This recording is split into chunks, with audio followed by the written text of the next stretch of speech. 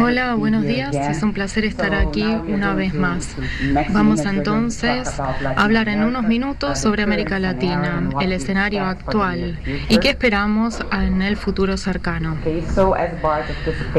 Como Bart anticipaba, tenemos una proyección mejorada ahora. La región estuvo en recesión entre el 2015 y 2016. El año pasado aumentó 1.1%. Este año se espera que la actividad aumente su ritmo, aumentando hasta 2.4%.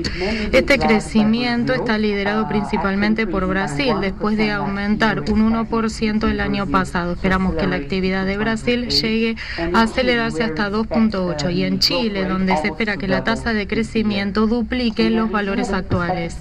En Argentina la perspectiva sigue siendo positiva, pero hay una disminución marginal de la proyección del PBI por la sequía severa y su efecto sobre la economía.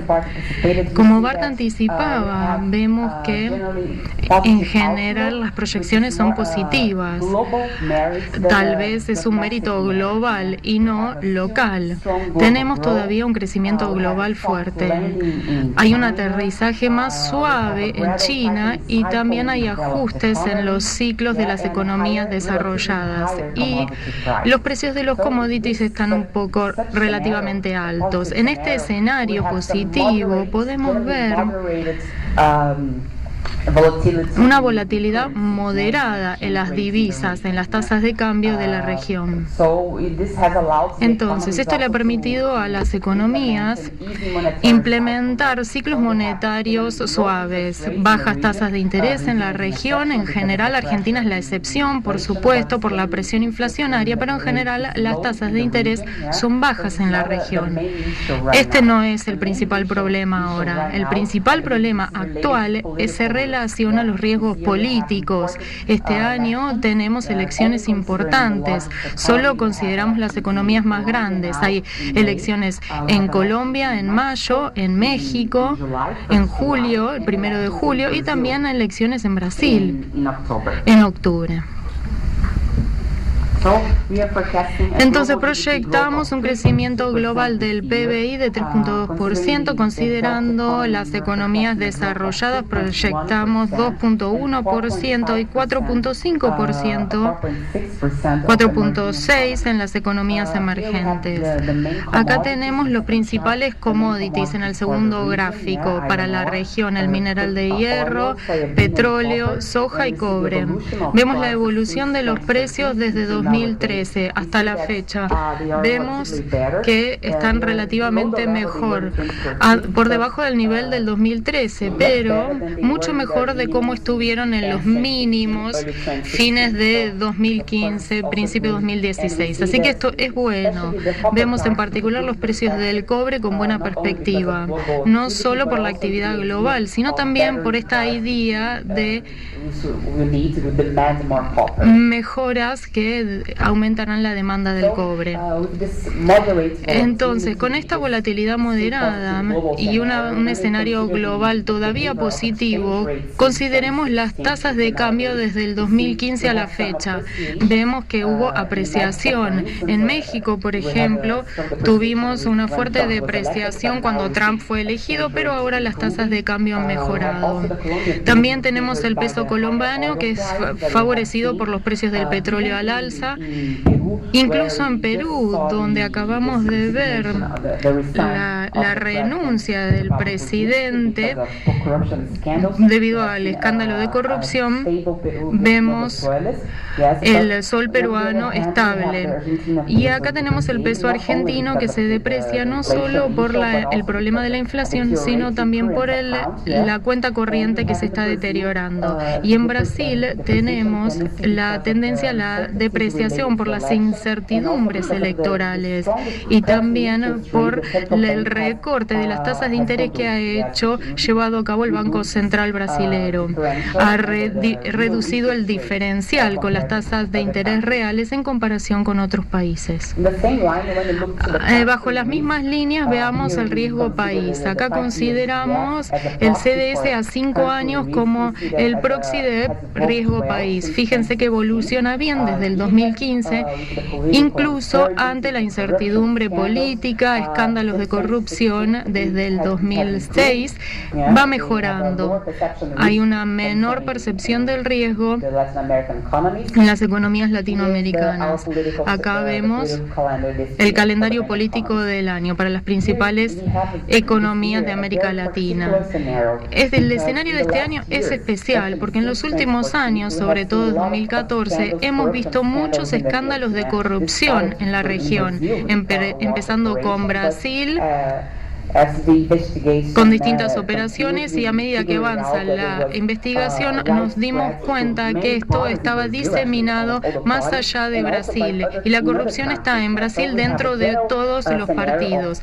El escenario general es de vulnerabilidad por la recesión observada desde el 2015-2016, y en la población se ve una gran desatisfacción por los altos niveles de corrupción en los partidos políticos tradicionales. La primera elección después viene en Colombia. El candidato actual, aliado con el presidente actual, es un partido de derecha, representa los sentimientos del país. Iván Duque seguramente ganará en segunda ronda. No se esperan grandes cambios en Colombia. El escenario político colombiano quedará de menor riesgo. Y después vienen las elecciones en México el 1 de julio. Allí solo tienen una ronda de elecciones. Actualmente el AMLO es el candidato opositor, es el principal candidato, y sus probabilidades son muy altas, porque como mencionaba, no solo está la violencia, la corrupción, y también por cómo el partido en el gobierno se relaciona con Estados Unidos. Esto ha generado muchísimas críticas dentro de la población. También va a depender mucho de la sensación del pueblo. Van a votar a la negativa, rechazan al gobierno actual. Quieren evitar justamente en contra. Entonces se ha dicho que están en contra de las reformas que abrirían el sector petrolero a compañías privadas. Recientemente ha suavizado su retórica el candidato, diciendo que está comprometido con el imperio de la ley, que no va a ocurrir nada malo. Similar al escenario que enfrentamos en Brasil antes de las últimas elecciones presidenciales. Pero incluso si el AMLO es elegido presidente, dice que no va a poder implementar medidas teóricas porque depende del Congreso, y no va a tener en el Congreso el apoyo suficiente para lograr las grandes reformas que quiere. Y después vienen las elecciones en Brasil. El contexto realmente es de incertidumbre. Lula lidera las encuestas, pero ahora tiene una sentencia que enfrenta por 12 años de lavado de activos y corrupción pasiva.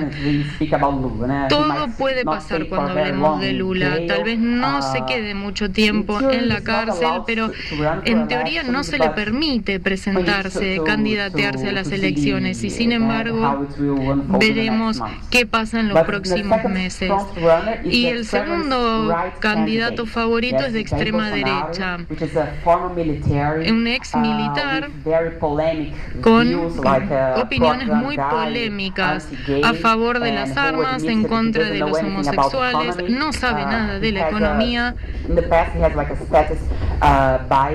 Es realmente muy subjetivo, muy sesgado, pero dice que si fuera elegido anunciaría ser pro negocios, como dice su posible candidato, posible ministro de Finanzas, pero no se cree que vaya a tener una política económica pro negocios. O sea que el contexto es muy incierto. Los partidos políticos todavía tienen que registrar a sus candidatos hasta el 15 de agosto, así que puede haber muchos cambios de aquí a ese momento.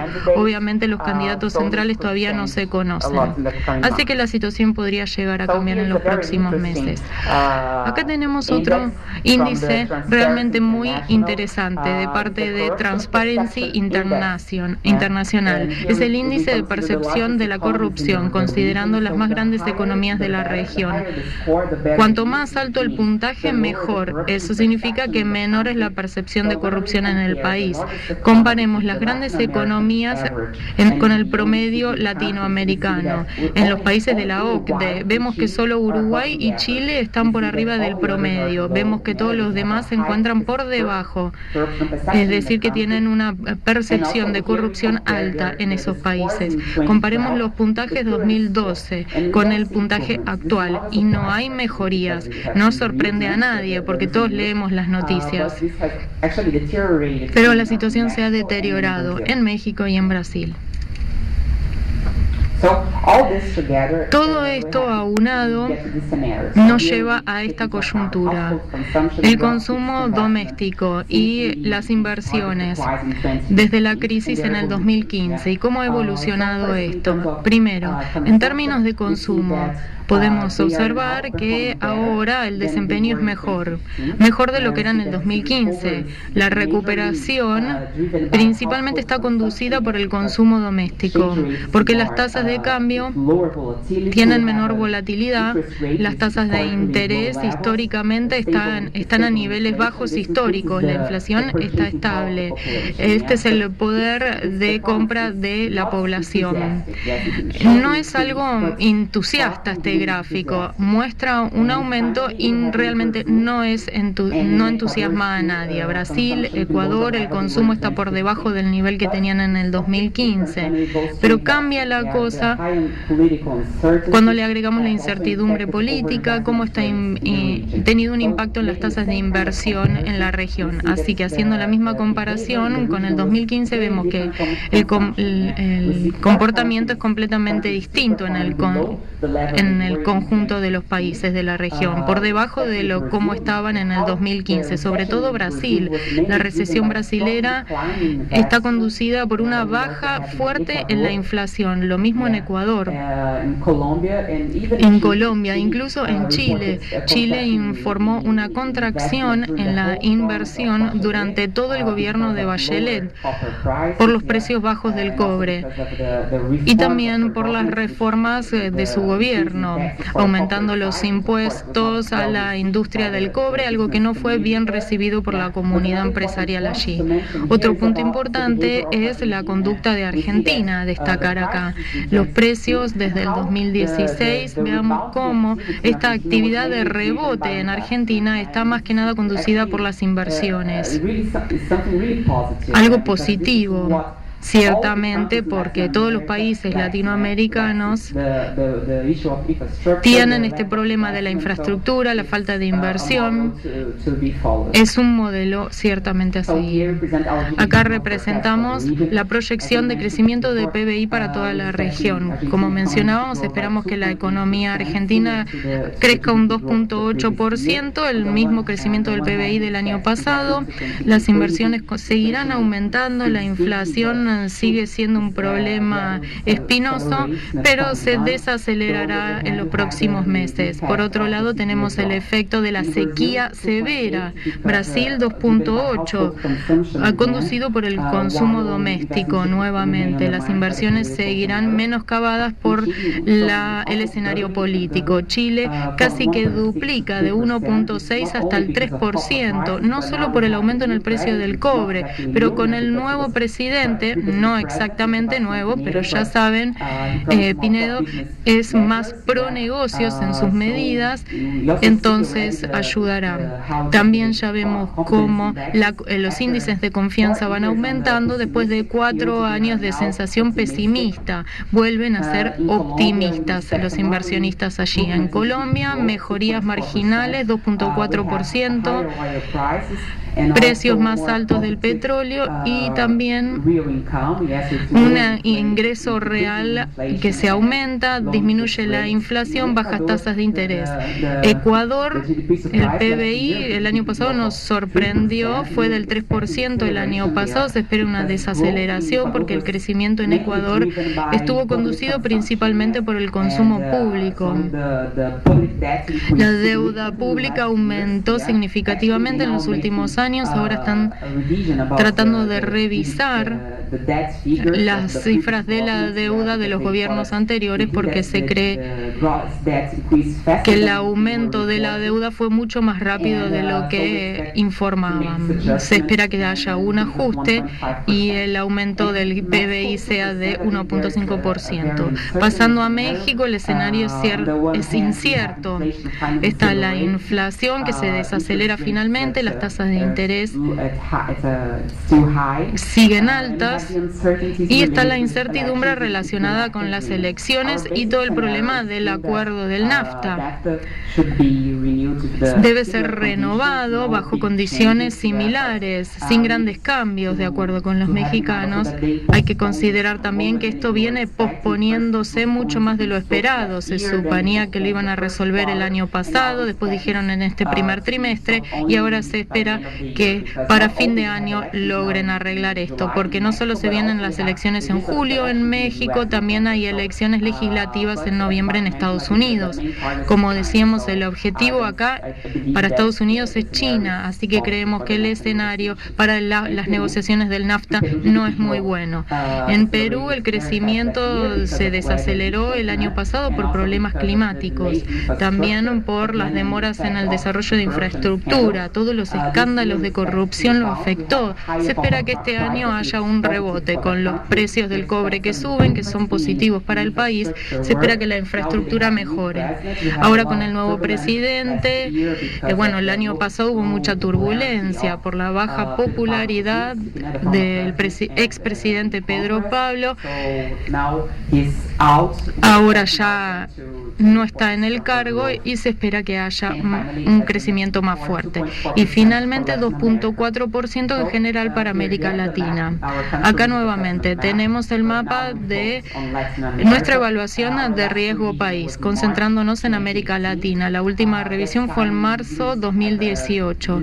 En este momento no hubo cambios para la evaluación para América Latina, pero en diciembre del año pasado decidimos revisar la evaluación de Brasil. Brasil ahora se la considera B, antes era C, lo mismo que Argentina. Cuando anunciamos este cambio de calificación, muchos plantearon preguntas porque las tres grandes agencias seguían bajando la calificación de Brasil. Entonces, ¿por qué nosotros aumentábamos la calificación cuando las grandes agencias seguían descalificando a Brasil, bajando su calificación? Bueno, es que la verdad nosotros tenemos un punto de vista distinto.